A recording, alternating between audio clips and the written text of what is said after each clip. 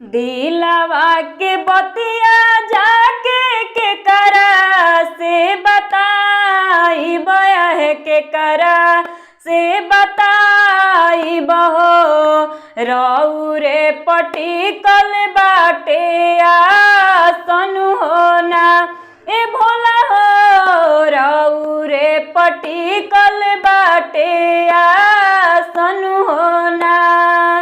दिलवा के बतिया जाके के करा से बताई मया के करा से बताई बहो रौरे पटिकल बाटे आसन होना ए भोला हो रौरे पटिकल बाटे आसन होना। दुनिया हो गइल भोला बड़ी ई सवारथी आहे बड़ी ई सवारथी हो अपने सवारथ में डूबल होना ए भोला हो अपने सवारथ में डूबल होना।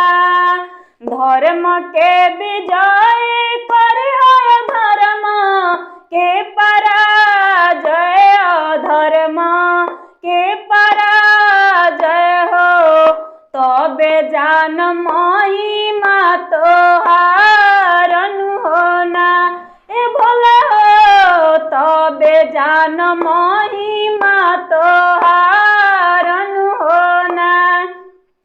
एक जनम दिहला नारी के जनमावा है नारी के जनमावा हो सोची सोची बड़ी पछताई न होना ए भोला हो सोची सोची बड़ी पछताई न होना।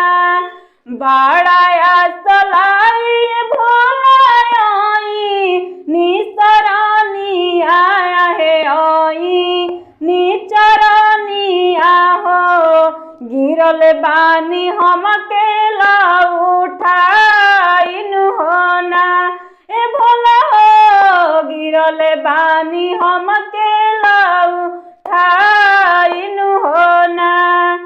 दिलवा के बतिया जाके के करा से बताई मया है के करा से बताई बहो रौरे पटिकल बाटे आसन होना ए भोला हो रौरे पटिकल